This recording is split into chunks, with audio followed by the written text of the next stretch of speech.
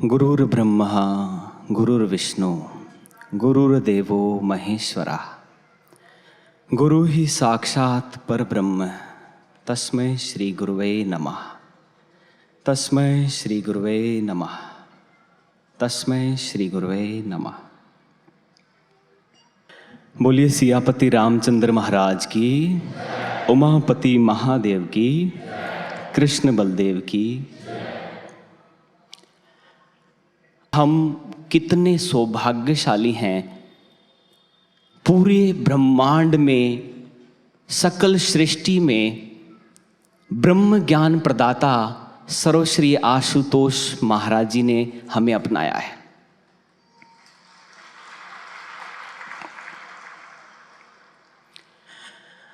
और अपने महान ब्रह्म ज्ञान दीक्षा से हमें परिचित भी कराया है।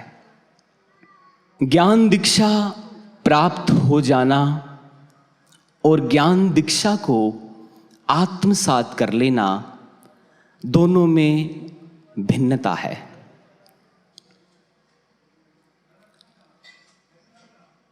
ज्ञान दीक्षा गुरु की दया के वश मिली है हम सबको, ये हम अपने जहन में लिख लें। कभी हम ये सोचें कि हमने कुछ प्रयास किया था इसके लिए, कुछ प्रयत्न किए थे, ऐसा बिल्कुल नहीं। सिर्फ और सिर्फ गुरुदेव की दया से हमें ब्रह्म ज्ञान प्रदान किया गया है, सिर्फ और सिर्फ। अब गुरु की दया से ये ब्रह्म ज्ञान प्राप्त तो हुआ। अब इस प्राप्ति के बाद शिष्य का दायित्व बनता है, हम सबका दायित्व बनता है कि हम इसे अपने जीवन का हिस्सा कैसे बनाएं, हम इसे अपने आचरण में कैसे उतारें। ये पुरुषार्थ ज्ञान दीक्षा के बाद हमें करना है। महाराज श्री कहते हैं, अगर तो कोई शिष्य इसको पूरा कर पाता है तो हर क्षण वो हमारा आशीर्वाद प्राप्त करता है। हर क्षण उसे मांगने की आवश्यकता नहीं होती कि गुरुदेव मुझे आशीर्वाद दे दो, नहीं, हर क्षण वो हमारा आशीर्वाद प्राप्त करता है, जो हमारे इस ब्रह्म ज्ञान को अपने आचरण में उतार लेता है। संसार में अगर कोई व्यक्ति है, मूर्तिकार है, कुंभकार है, जमींदार है, सुनार है, लोहार है, जो भी व्यक्ति हैं संसार में, वो जब भी कार्य करते हैं अपने फील्ड में, अपने क्षेत्र में, तो वो चुनाव करते हैं उम्दा वस्तु का, श्रेष्ठ वस्तु का चुनाव करते हैं। एक कुंभकार कैसी भी मिट्टी उठाकर घड़ा नहीं बना लेता। एक मूर्तिकार कैसा भी पत्थर लेकर उसे मूर्ति में परिवर्तित नहीं करता। वो देखते हैं कि किस स्तर का पत्थर है, ये किस तरह की मिट्टी है। और जमींदार भी किसी भी भूमि पर बीजारोपण नहीं कर देता, पहले वो उसे देखता है, परखता है, सींचता है, फिर उसमें बीजारोपण करता है।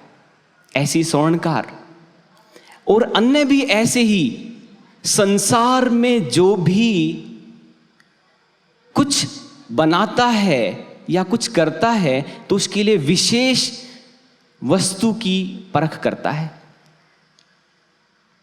पर संसार में एक नाता सबसे बड़ा, गुरु का नाता शिष्य के लिए, बिना कुछ देखे स्वीकार कर लेता है।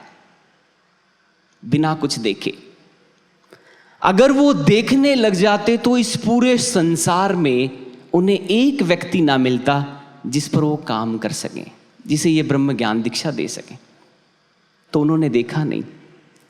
ये उनकी दयालुता है कि उन्होंने बिना गुण देखे हमें अपना लिया।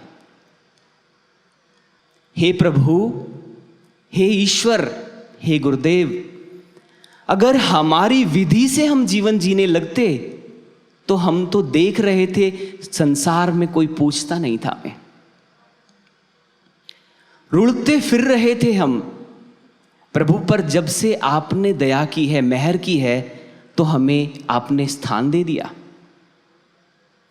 बिना किसी विशेषता के उसने चुन लिया कि आओ और कुछ विशेष बन के यहां से जाओ। अब गुरु ने अपना दायित्व निभाया है, पर हम शिष्य होकर अपना दायित्व निभा रहे हैं या नहीं, वो हम स्वयं से प्रश्न करें। महाराज श्री कहते हैं, जब कोई मनुष्य किसी धार्मिक स्थान पर जाता है तो वो उस धार्मिक स्थान के गेट से अंदर होते समय अपनी वास्तविकता को गेट पर ही छोड़ देता है, और वो उस क्षेत्र में आके वो बन जाता है जो वो होता ही नहीं है। थोड़े समय के बाद जब वो वापस जाने लगता है संसार में, तो जहां उसने अपनी वास्तविकता रखी थी उसे उठाकर संसार में चला जाता है। महाराज श्री कहते हैं, ऐसे व्यक्तियों से संसार में क्या परिवर्तन आएगा? कोई परिवर्तन नहीं, क्योंकि वो तो बने हैं, वास्तव में तो है नहीं। वो अपने आप बन गए, ईश्वर के बनाए अनुसार नहीं बने, तो संसार को भी क्या देंगे? क्योंकि ईश्वर के माध्यम से कुछ देते, बनते तो कुछ दे पाते। महाराज श्री बताते हैं कि प्याऊ की आवश्यकता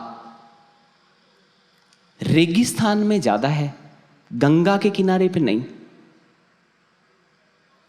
किसी धार्मिक स्थान पर आकर सज्जन बनना, जो नहीं है बन जाना, महत्वशाली नहीं है।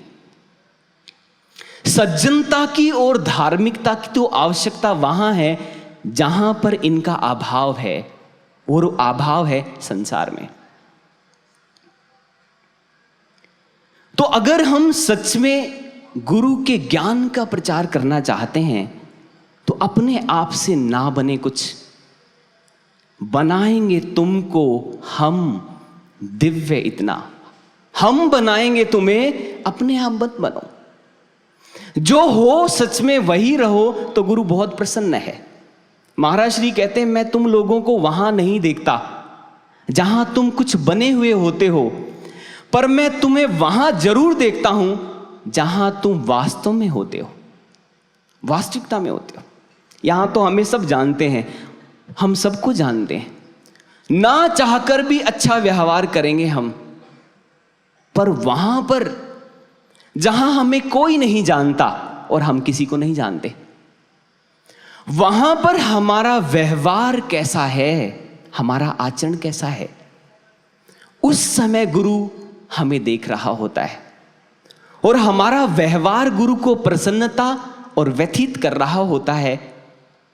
अब हम ये सोचें कि हम गुरु को प्रसन्न कर रहे हैं या व्यथित कर रहे हैं। अपने जीवन में हम देखें,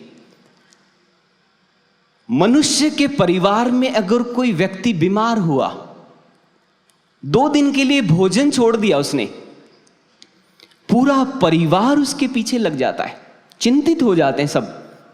क्या बात है भाई, आप भोजन नहीं कर रहे, क्या कारण है? सभी उस कारण को ढूंढने का प्रयास करते हैं और उसे पूरा हटा देते हैं कारण को, ताकि वो व्यक्ति भोजन करे। महाराज श्री के आध्यात्मिक और वैज्ञानिक दृष्टिकोण को, समाधि के दृष्टिकोण, वैज्ञानिक और आध्यात्मिक दृष्टिकोण को एक क्षण के लिए हम छोड़कर एक पुत्र के दृष्टिकोण से देख लें, पुत्र और शिष्य के दृष्टिकोण से। पिछले 4 वर्षों से पानी की एक घूंट ग्रहण नहीं की है, अन्न का एक दाना ग्रहण नहीं किया है। क्या कभी हम में से कोई पूछना चाहा किसी ने कि प्रभु क्या कारण है आप ग्रहण नहीं कर रहे, आप इस अवस्था में चले गए? अगर पूछना चाहा तो जवाब भी दिया गुरु ने, जो अंदर से मिले उनसे बताया मेरा कारण है विश्व शांति। मनुष्य में जागृति और विश्व में शांति मेरा कारण है समाधि का। क्या तुम योगदान दोगे इसमें? एक सच्चा साधक कहता है हां प्रभु मैं योगदान दूंगा। कैसे देगा तू योगदान? बोले प्रभु आप बताएं। कहते तू स्वयं को सुधार ले, यही योगदान होगा।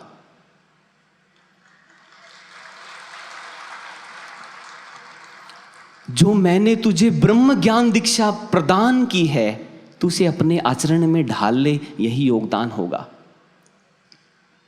यही सच्चा योगदान होगा। अन्यथा संसार में तो ढोंगी और पाखंडियों की बाढ़ आई हुई है। महाराज श्री ने संबोधित किया है भजन में, साधारण नहीं मेरी संतान हो तुम। साधारण नहीं हो आप, मेरी संतान हो, साधारण नहीं हो।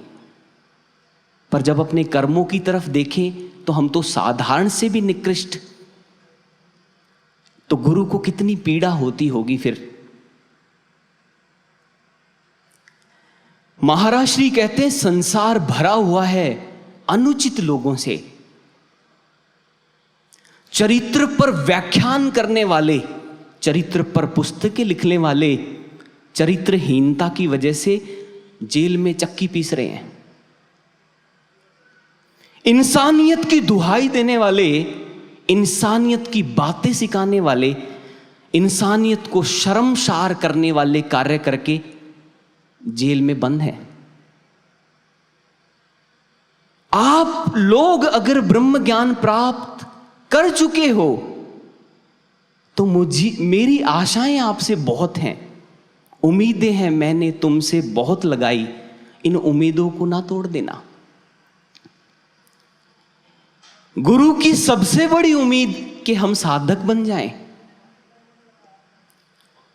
महाराज श्री कहते हैं हम साधक तो बनते नहीं, हम वाचक बहुत अच्छे बन जाते हैं, बहुत अच्छे वाचक। महाराज श्री ने कहा ये स्पष्ट कर देना, जिन जिनको मैंने ये ब्रह्म ज्ञान दीक्षा प्रदान की है वो मेरे सभी शिष्य हैं, सभी शिष्य हैं, और उन सबको मैं साधक बनाना चाहता हूं, चाहे वो गृहस्थी हैं चाहे सन्यासी हैं। किसी एक व्यक्ति विशेष के लिए नहीं है, किसी वर्ग विशेष के लिए नहीं है। साधक नहीं बन पाते, वाचक बहुत अच्छे बन जाते हैं। महाराज श्री कहते हैं अगर सच में इस मार्ग पे चलना चाहते हो, जो इस मार्ग से आज तक गए हैं उनके साथ यही तकलीफ हुई। श्रेष्ठ वाचक बनने की दौड़ में वो भाग लिए, और आज समय है वो इस मार्ग से दूर चले गए। वाचक के साथ पहले साधक। कितने बार सत्संगों में सुनते हैं, ये सिर्फ सुनने तक नहीं है बातें। कोई मां अपने बच्चे को लेके आई, महाराज मेरा बेटा गुड़ बहुत खाता है, इसके दांत भी खराब होने लगे हैं, आप इसे समझाओ। कहते माई 5 दिन बाद लेके आना। 5 दिन बाद ले गए, महाराज ये बेटा गुड़ बहुत खाता है। अरे बेटे गुड़ मत खाया करो, देखो ज्यादा नहीं खाओ, थोड़ा खाओ, दांत खराब हो जाएंगे। कहते महाराज 5 दिन पहले भी तो ये बात बता सकते थे आप। माई 5 दिन पहले तो मैं भी गुड़ खा रहा था, अत्याधिक मात्रा में। मैं कैसे वाचक बन जाता, मैं तो खुद साधक नहीं था। तो सुनाने से पहले जीवन में धारण, गुरु तो यही चाहता है। अब हम क्या चाहते हैं, हमारी चाह पर भक्ति मार्ग चलेगा नहीं। गुरु की इच्छा से चलेंगे तो हम चल पाएंगे, अन्यथा नहीं। महाराज श्री ने कहा, अगर आप लोगों से कोई पूछ ले आपकी भक्ति से संसार को क्या लाभ मिल रहा है, क्या लाभ मिल रहा है? कुछ भी तो नहीं। हम ध्यान भजन करते हैं अपने लिए, अपने कल्याण के लिए, स्वार्थ के लिए, स्वार्थी हैं। क्या जवाब दोगे आप? महाराज श्री क्षमा कीजिए, हमें नहीं, आप बताइए। महाराज श्री कहते हैं कि अगर हमारी भक्ति का संसार को लाभ नहीं है तो हमारी भक्ति का भी कोई लाभ नहीं है।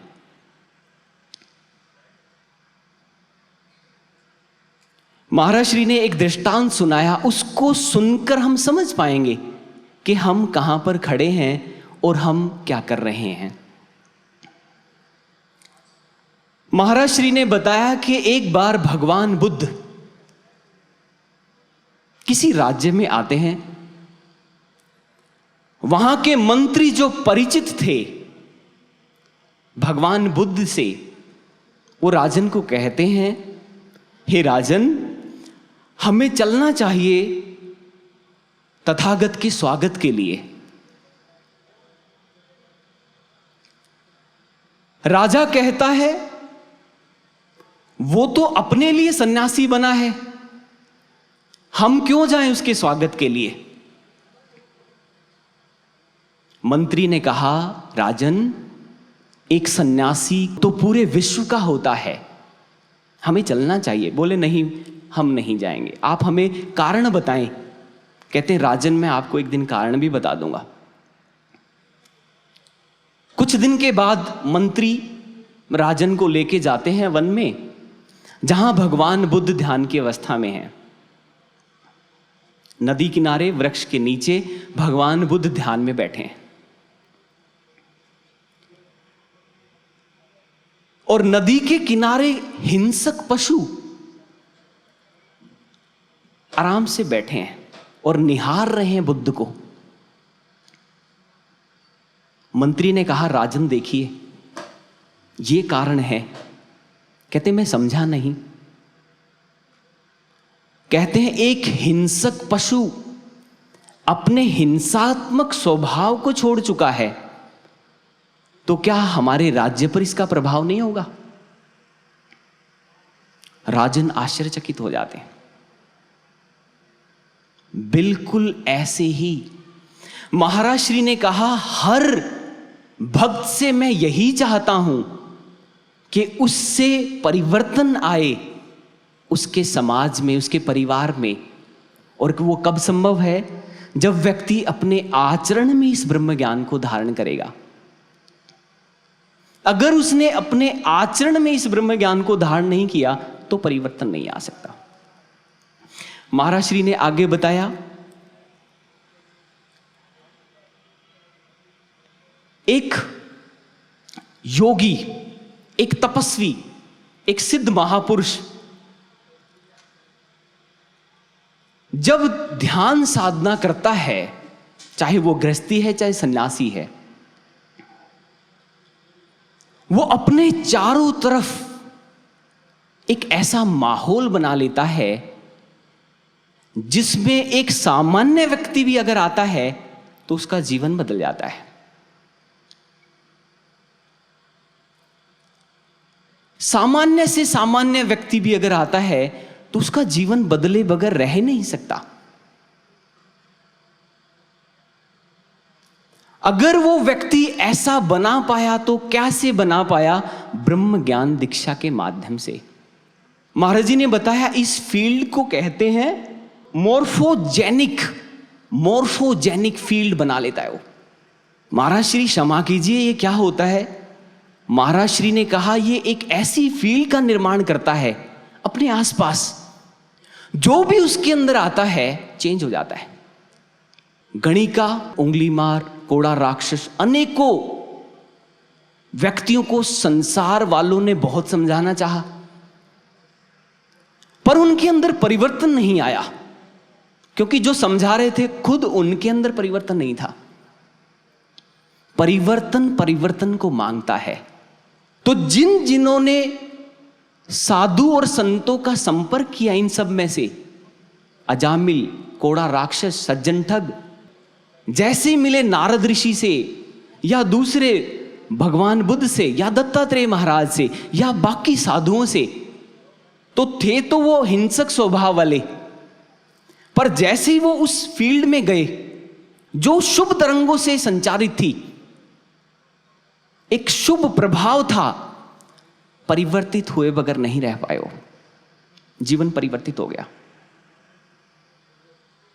महाराज श्री की उम्मीदें यही हैं, स्वयं बदलो और संसार को बदलो। फिर अगर हम स्वयं में इस ज्ञात के आचरण को नहीं धारण कर पाए तो संसार बदलने का इंतजार ना करें।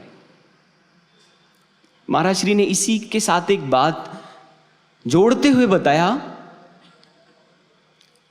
कोशिबा आइलैंड है एक, कोशिबा आइलैंड जापान में है एक जगह। महाराज श्री कहते हैं वहां पर कुछ एक्सपेरिमेंट किए गए। एक प्रजाति के वानरों को लिया गया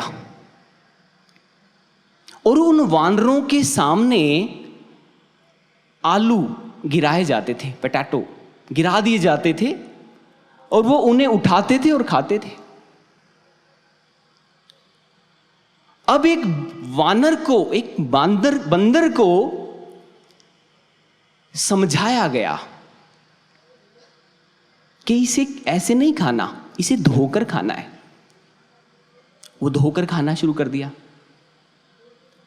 अब जैसे उसने धोकर खाना शुरू किया, उसके आसपास जितने वानर थे, बंदर थे, उन सब ने उन्हें देखा और वो भी उसे धोकर खाने लगे। 1952 में यह शुरू हुआ था एक्सपेरिमेंट और 1958, 6 वर्ष बाद पूरे जापान में जितने वानर थे सभी धोकर खाने लगे पोटैटो को, आलू को। जितने भी थे, जो उनके संपर्क में आए भी नहीं थे, वो सब भी करने लगे ऐसा। महाराज श्री इसका अर्थ, महाराज श्री कहते हैं, जब एक मनुष्य बदलता है तो परिवार बदलता है। जब एक परिवार बदलता है तो एक नगर बदलता है और एक नगर के बाद एक शहर बदलता है, शहर के बाद देश और विश्व। ये कोई सपनों की बातें नहीं है, सपनों की बातें नहीं। पहले लगता था जरूर कि विश्व में शांति चंद लोगों से कैसे आ जाएगी, असंभव है। तो महाराज जी ने कहा बिल्कुल यही होने वाला है, यही होगा। अगर आप लोग बदले तो शुरुआत आपसे है। अगर आप बदले तो आपको देखकर ना चाहते हुए भी लोग बदल जाएंगे, ना चाहते हुए भी, और इस ब्रह्म ज्ञान को प्राप्त करेंगे। यही होगी विश्व में शांति, यही नवयुग होगा, नई भोर होगी, नया समाज होगा, और कुछ नहीं, वही नवयुग होगा। पर उसके लिए प्रयास है, पुरुषार्थ है, ईमानदारी से। किसी को नहीं दिखाना, किसी को नहीं, पर गुरु से छुपाना नहीं। गुरु जो चाहता है वो बनना है, स्वयं से कुछ नहीं बनना। महाराज श्री ने कितना स्पष्ट ये जो भजन, महाराज जी ने फिर बताया कि ये जो भजन है जो हमने लिखवाया है, बनाएंगे तुमको हम दिव्य इतना, इसमें चेतावनी भी है और प्रेरणा भी है।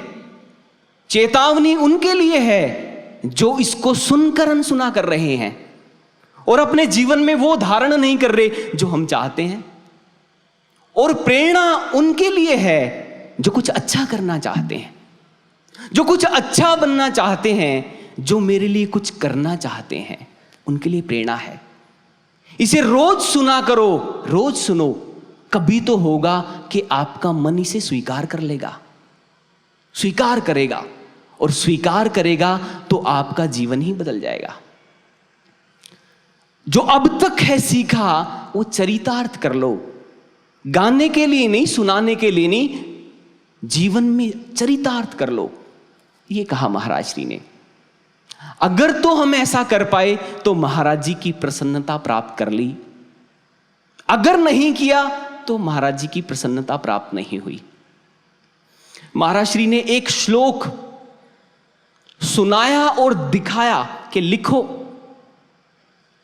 और ये जो सुना रहे क्षमा चाहेंगे, आप कुछ और ना समझ लेना। किसी व्यक्ति को ये अनुभव कराए गए हैं, हमें सेवा दी गई है यहां खड़े होकर बोलने की। उन भैया को महाराज श्री ने कहा लिख और सुन भी।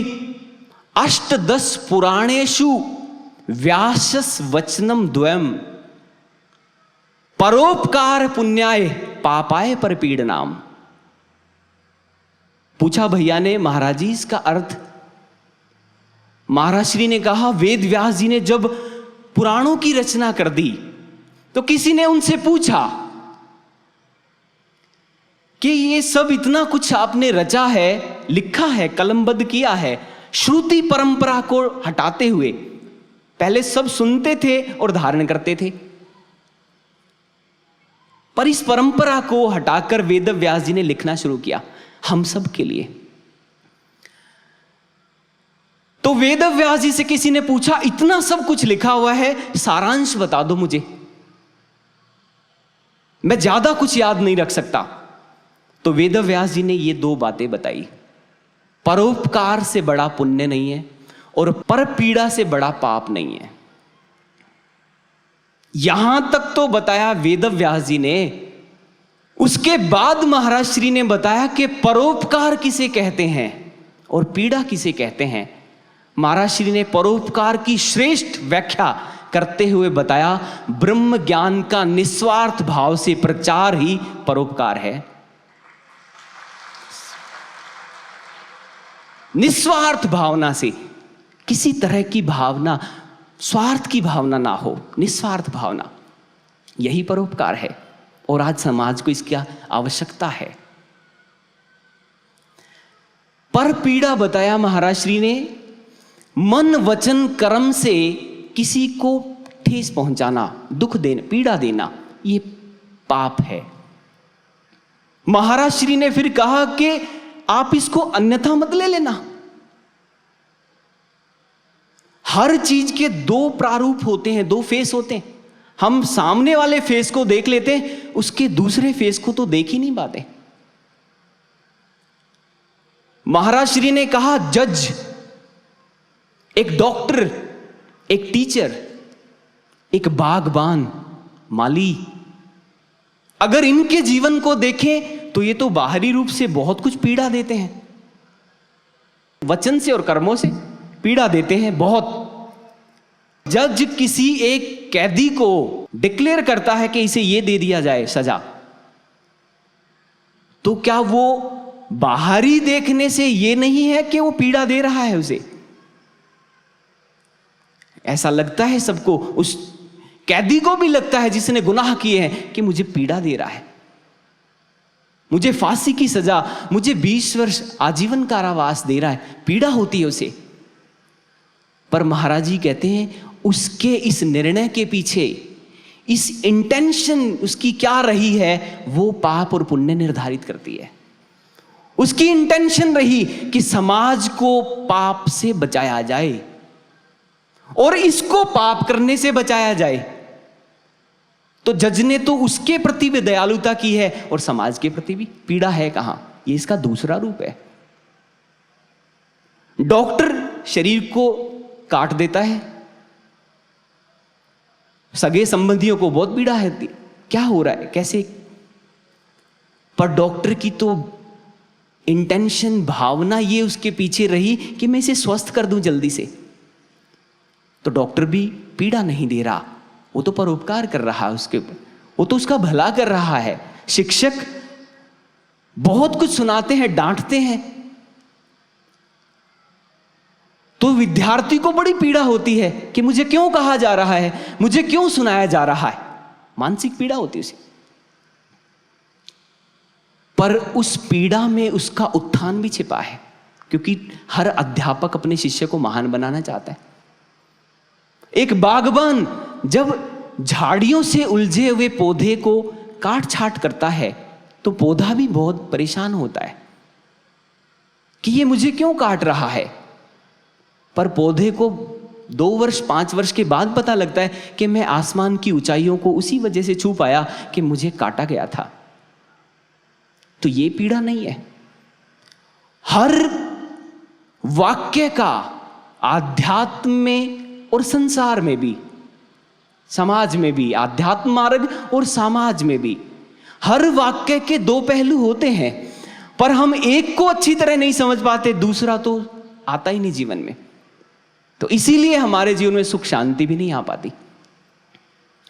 महाराज श्री ने यह बताया कि यह है पीड़ा। आपकी भावना श्रेष्ठ हो, आप भला करें सबका, अगर वो व्यक्ति उससे व्यथित है तो वो उसका दोष है, वो आपका दोष नहीं है। और परोपकार इस ज्ञान का प्रचार प्रसार। आगे महाराज श्री ने बताया कि हमने इस भजन में बोला है, धीरज धरो जल्दी मैं आ रहा हूं। बड़ी खुशी होती होगी आप लोगों को। महाराज जी ने कहा उन भैया को, बड़ी खुशी होती होगी जब ये लाइन सुनते होगे, धीरज धरो मैं जल्द आ रहा हूं। बोले पर मेरे आने से पहले तैयारी क्या है आपकी? उन भैया ने पूछा, महाराज जी तैयारी सब अच्छा है, हमने काफी चीजें बना ली हैं, काफी चीजें सुधार हो गया है सब। महाराज श्री कहते हैं एक दृष्टांत सुनो। उन्हें दृष्टांत बताया महाराज जी ने। महाराज जी ने कहा, भगवान बुद्ध जब निर्वाण को प्राप्त करने वाले थे, कुछ समय पूर्व उन्होंने अपने सभी शिष्यों को बुलाया, गृहस्थी सन्यासी जो भी, सबको बुलाया और कहा कि उस निश्चित समय पर मैं अपनी देह का त्याग करूंगा, निर्वाण को प्राप्त कर लूंगा। बहुत सारे शिष्य उनकी स्मृतियां सजोने लगे, वस्तुओं के रूप में, विचारों के रूप में, स्थानों के रूप में, घटनाओं के रूप में। चंदा और चिंता भी इकट्ठा करने लगे। पर उसी भीड़ में, उसी आश्रम में एक शिष्य था। महाराज जी कहते हैं वो हर समय चिंतित रहता था। सभी शिष्यों को बुलाया बुद्ध ने, पूछा आप सबकी तैयारी हो रही है? बोले हम सबकी तैयारी हो रही है। उससे भी पूछा तेरी तैयारी कैसी चल रही है? कहते प्रभु मुझे तो क्षमा कर दें आप। कहते क्या हुआ?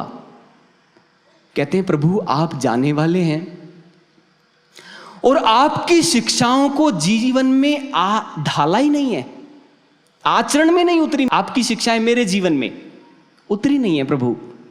तो मैं यही सोचकर चिंतित हो रहा हूं कि आपके होते हुए नहीं उतरी, आपके जानने के बाद मैं क्या कर पाऊंगा, क्या करूंगा मैं?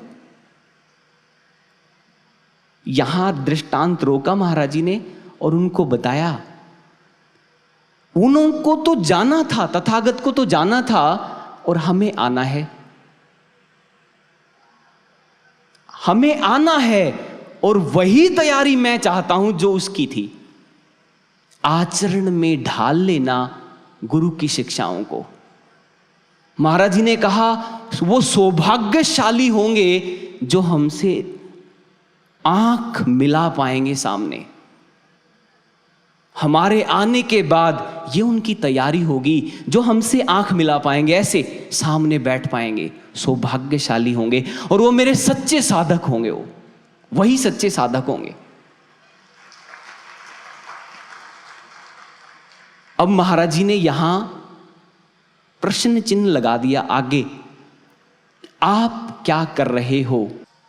अब वो प्रश्न चिन्ह हमारे लिए बहुत बड़ा संदेश है कि वास्तव में हम कर क्या रहे हैं। फिर कभी भी आ सकते हैं, कभी भी आ सकते हैं महाराज श्री, कभी भी, कल आ जाएं, कल आ जाएं महाराज श्री। आज तैयारी क्या है? महाराज श्री ने एक और दृष्टांत भैया को सुनाया।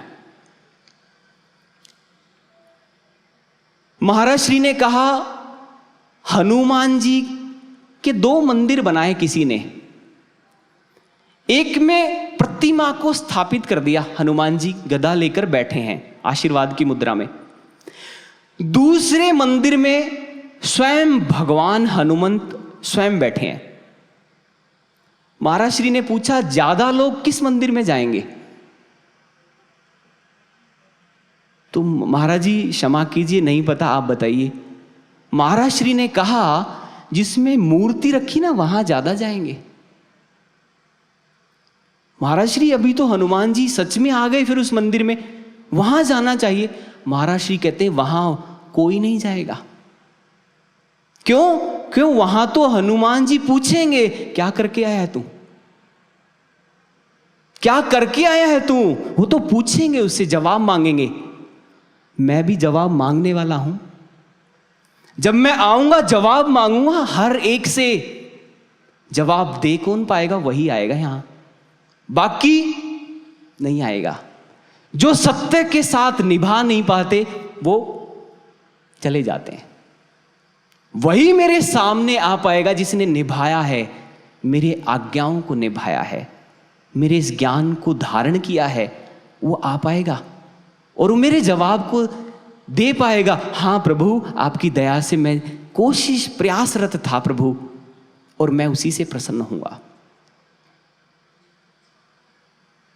अब हम विचार करें अपने ऊपर, कभी भी आ सकते हैं महाराज श्री, हमारी तैयारी होनी चाहिए, तैयारी होनी चाहिए। अगर तो तैयारी है तो गुरु प्रसन्न है। महाराज श्री ने कहा, बदल लो अपने आप को, अन्यथा आपके स्थान बदल दिए जाएंगे। जिस पवित्र स्थान पर हो, गुरुदेव नहीं, खुदा नहीं देता किसी को दंड। खताएं ही हमारी खामियां ही सजा बन जाती हैं हमारी।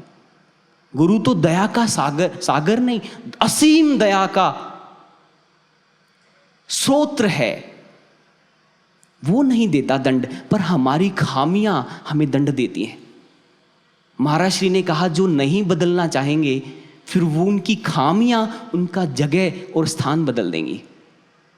ऐसा ना हो, ऐसा ना हो हम किसी के भी साथ। महाराज श्री ने आगे उनको बताया कि रोज प्रार्थना किया करो, साधना में बैठते समय और साधना से उठने से पहले। सर्वे भवन्तु सुखिनः, सर्वे निरामया, सर्वे भद्राणि पश्यन्तु, मां कश्चित् दुख भाग भवे। हे प्रभु, सबका भला हो, सब फले फूले उन्नति करें, इस आध्यात्म की ऊंचाइयों को छुएं। महाराज श्री कहते, जो ऐसी प्रार्थना करता है, मैं वचन देता हूं, मैं उसे गिरने नहीं दूंगा, गिरने नहीं दूंगा इस भक्ति मार्ग से। पर जो स्वयं दौड़ रहा है और दूसरे का ध्यान ही नहीं है उसे, उसकी संभावना आगे जाके गिर सकता है। जो सबके लिए प्रार्थना करेगा, प्रभु सबका भला करो, उसका भला होगा ही होगा, उसका बुरा कोई नहीं कर सकता। आगे महाराज श्री ने बताया कि कभी ये मत सोच लेना कि भक्ति मार्ग किन्हीं बाहरी चीजों का मोहताज है, समझ मत लेना। उन्होंने पूछा, महाराज जी क्षमा कीजिए मैं समझा नहीं। महाराज श्री ने कहा, भक्ति मार्ग ना तो वस्त्र पर निर्धारित है, ना आयु पर निर्धारित है, और ना स्थान पर निर्धारित है। ना तो वस्त्र पर, ना आयु पर, और ना स्थान पर। आप कहां रहते हैं ये निर्धारित नहीं करेगा कि आपको मोक्ष मिलेगा, आप गुरु को प्रसन्न कर पाओगे या नहीं। आप क्या पहनते हैं ये भी निर्धारित नहीं करेगा कि आप गुरु की प्रसन्नता को प्राप्त कर पाओगे कि नहीं। आपकी आयु कितनी है ये भी निर्धारित नहीं करेगा। आपका आचरण निर्धारित करेगा कि आपको क्या मिलेगा, आप मोक्ष पाओगे या नहीं पाओगे, आप गुरु की प्रसन्नता पाओगे या नहीं पाओगे, आप कहीं पर भी रहते हो। तो कभी भी इन चीजों को देखकर मत चलना कि हम तो सामान्य गृहस्थी शिष्य हैं या हम तो विशेष सन्यासी शिष्य हैं। सभी मेरे प्रिय हैं, चाहे वो किसी भी अवस्था में, कैसे भी वस्त्रों में, किसी भी आयु में, किसी भी स्थान पर रहता है, मुझे सब प्रिय हैं।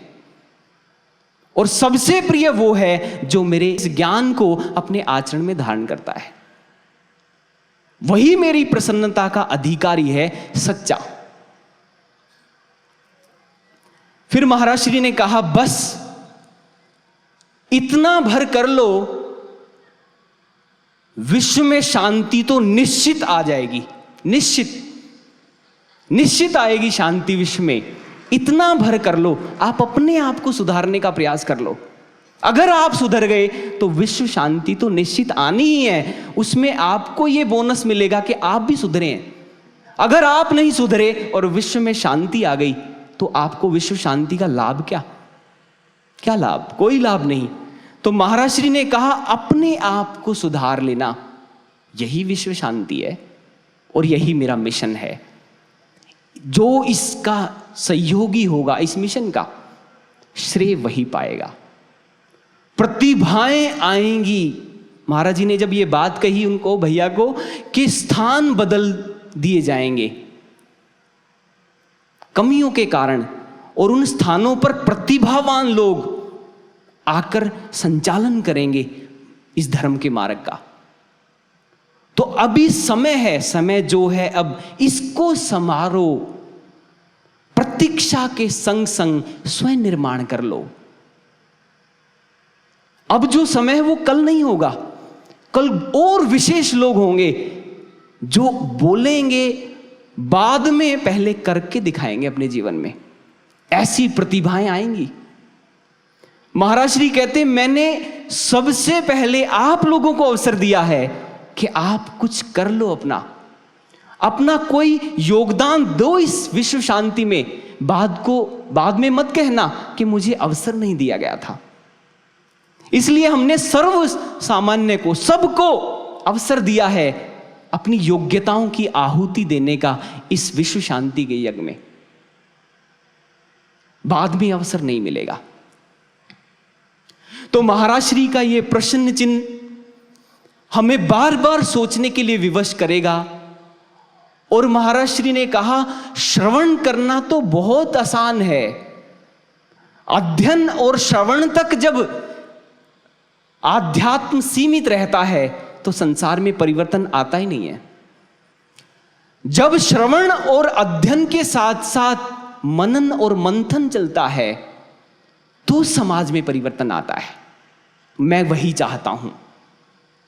ये महाराज श्री के वचन थे जो उन भैया के माध्यम से हम सबको सुनने के लिए मिले। तो महाराज श्री ने कहा, ये जो भजन है इसे रोज श्रवण करो और इस प्रश्न चिन्ह को हमेशा याद रखना, हम क्या कर रहे हैं। स्वयं से रोज पूछना उठ के कि आज मेरे जीवन में क्या बदलाव आया। कल मेरी सोच जैसी थी आज बदली है, आज मेरे कर्म बदले हैं, आज मेरे विचार बदले हैं, तो हम प्रयासरत हैं। तो अगर ऐसा कर रहे हैं तो गुरु प्रसन्न है, अन्यथा नहीं। यही कुछ विचार थे जो महाराज श्री के हमने श्रवण किए। महाराज श्री की आशाएं, उम्मीदें जो उन्होंने लगाई हैं हमसे से कि आप ऐसे बन जाओ और अपना योगदान दो इसमें, विश्व शांति में। तो आशा है हम सभी मिलकर इन विचारों को मात्र श्रवण करने तक सीमित ना रखें। मनन भी करेंगे, मंथन भी करेंगे और अपने जीवन में इसे स्थान भी देंगे। इन्हीं आशा के साथ हम अपनी वाणी को यहीं पर विराम देना चाहेंगे। बोलिए सियापति रामचंद्र महाराज की, उमापति महादेव की, सर्वश्री आशुतोष महाराज जी की, सच्चे दरबार की। जय श्री राम, जय श्री राम, जय जय श्री राम।